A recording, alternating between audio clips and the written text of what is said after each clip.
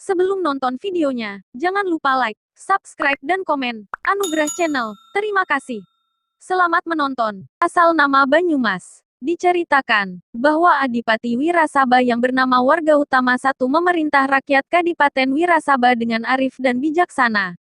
Keberhasilan dalam menjalankan pemerintahan membuat rakyat Kadipaten Wirasaba hidup makmur, aman dan damai. Sepeninggal Raden Warga Utama I, kedudukan digantikan oleh menantunya, Raden Bagus Mangun atau Raden Semangun, yang disebut juga Joko Kaiman, putra Raden Banyak Sosro. Raden Mangun disebut Raden Warga Utama II. Adipati Warga Utama II membagi tanah Kadipaten Wirasaba menjadi 4 bagian untuk diserahkan kepada 4 orang putranya. Sejak itu beliau dikenal dengan sebutan Adipati Merapat, artinya Adipati yang membagi 4. Di kemudian hari keempat daerah ini dikenal dengan istilah Catur Tunggal. Tanah tersebuat di sebelah barat daya desa Kejawar. Di sana terdapat pepohonan yang bernama pohon tembangan. Warnanya seperti emas. Dengan berbagai pertimbangan dan saran dari para cerdik pandai, akhirnya Adipati Merapat memutuskan untuk melaksanakan apa yang diwangsitkan, yaitu membuka hutan. Berangkatlah Adipati Merapat dengan rakyatnya yang setia dan siap berjuang membuka daerah permukiman baru. Tidak terhitung berapa lamanya membuka hutan, akhirnya selesai dan kota pun menjelma atau terwujud. Setelah Adipati Merapat wafat digantikan putranya secara turun-temurun. Berturut-turut antara lain Mertasurei Mertayuda dan seterusnya. Cerita kedua menyebutkan bahwa ketika rakyat membangun pusat pemerintah kebetulan ada kayu besar hanyut di Sungai Serayu. Kayu itu bernama pohon, kayu mas. Kayu itu berasal dari desa Karangjambu, Kecamatan Kejobong, Kawe dan Bukateja, Kabupaten Purbalingga.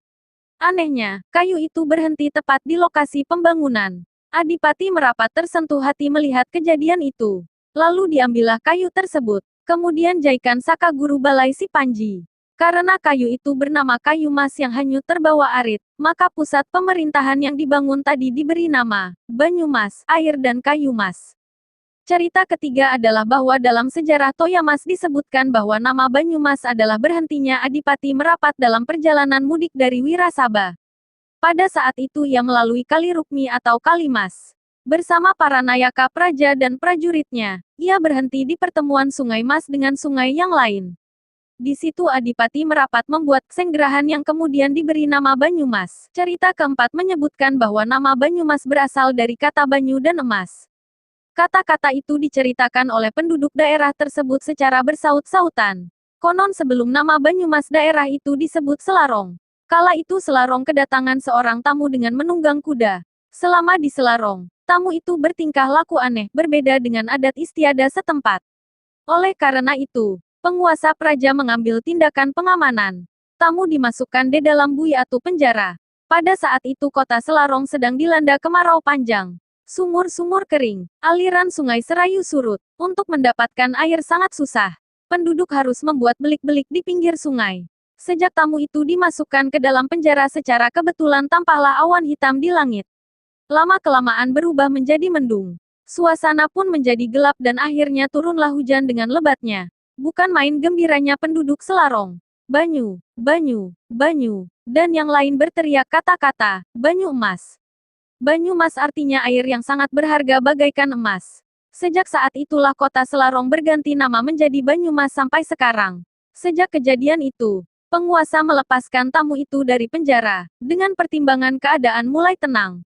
Setelah dibebaskan tamu itu langsung pergi ke desa Dauhan. Di sana ia berguru kepada orang sakti bernama Mbah Gelagamba atau biasa disebut Ki Gelagah Amba. Kedua orang itu tinggal di Padepokan Dauhan hingga akhir hayatnya. Mbah Gelagah dan muridnya dimakamkan di Dauhan.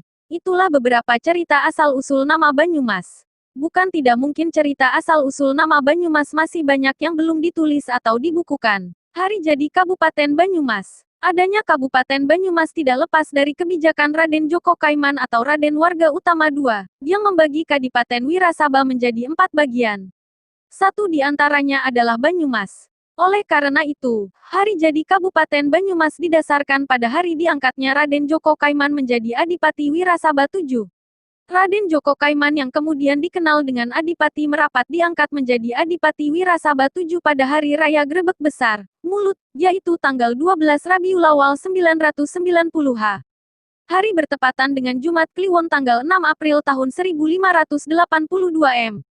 Berdasarkan alasan di atas, pemerintah Kabupaten Banyumas menetapkan hari jadi Kabupaten Banyumas pada tanggal 6 April tahun 1582 M. Hari jadi tersebut dikukuhkan dengan Peraturan Daerah Nomor 2 Tahun 1980. Dikutip dari Buku Budaya Banyumasan.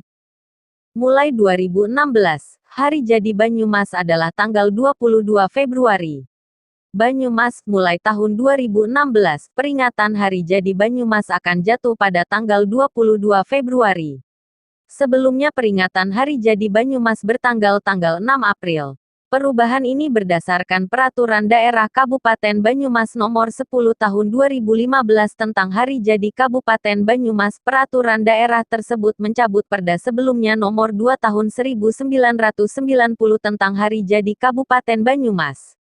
Dengan perubahan hari jadi ini, ada perbedaan rentang waktu 11 tahun, di mana hari jadi Banyumas yang baru ditetapkan 11 tahun lebih tua.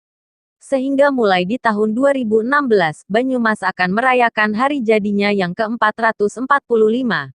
Berikut ini kutipan informasi dan dasar perubahan tersebut dari website resmi Banyumas. Lebih besar dari banyumaskap.go.id, Bupati Banyumas ke-28 Kol Inha Joko Sudantoko pernah menyampaikan bahwa pengkajian ulang hari jadi bukan hal yang tabu, melainkan justru suatu keharusan, agar tidak mewariskan sejarah yang salah kepada generasi penerus.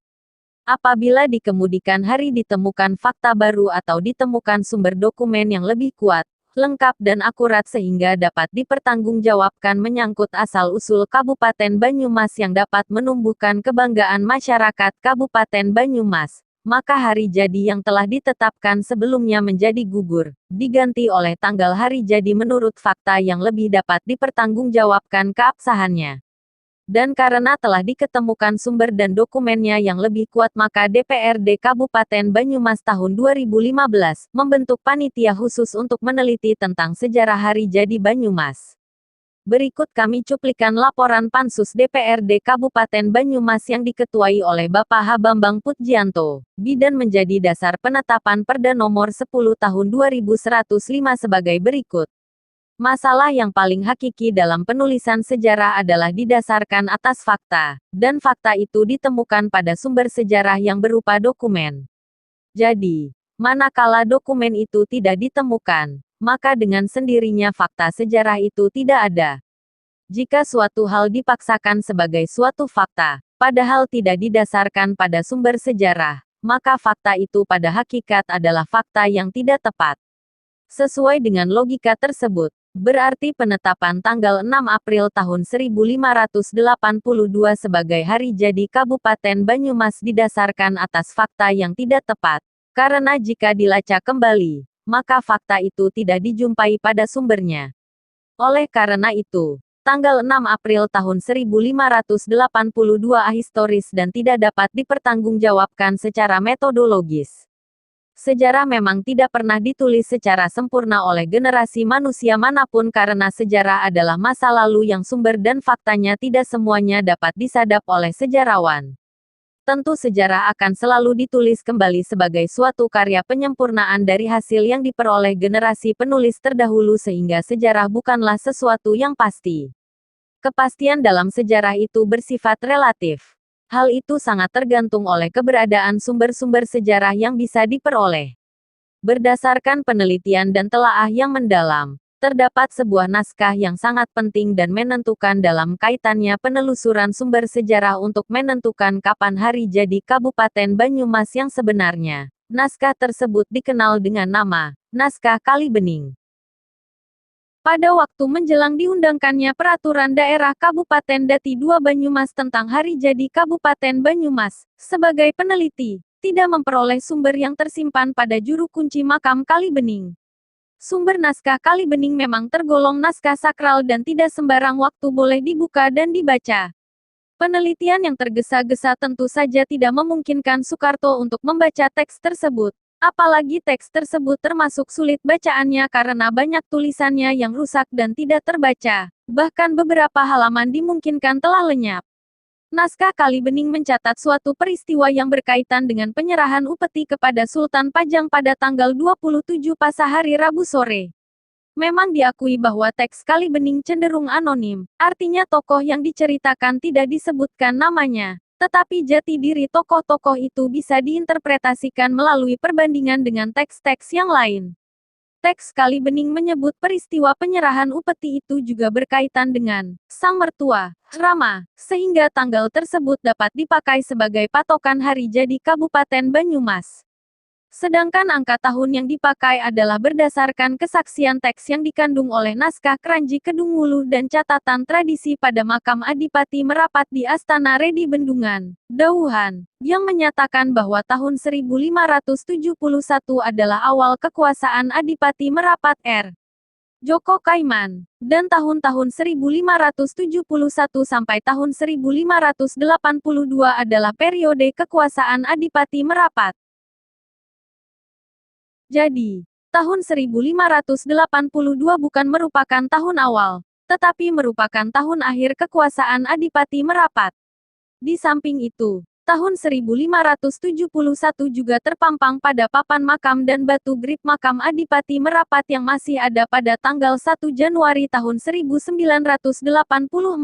Setelah itu makam direnovasi oleh Bupati Rujito. Renovasi tersebut telah menghilangkan data tersebut. Berdasarkan sumber-sumber tersebut, maka tanggal 27 Pasa tahun Masehi 1571 bisa ditetapkan sebagai hari jadi. Hasil perhitungan menunjukkan bahwa bulan Ramadan pada tahun 1571 Masehi jatuh pada tahun 978 H.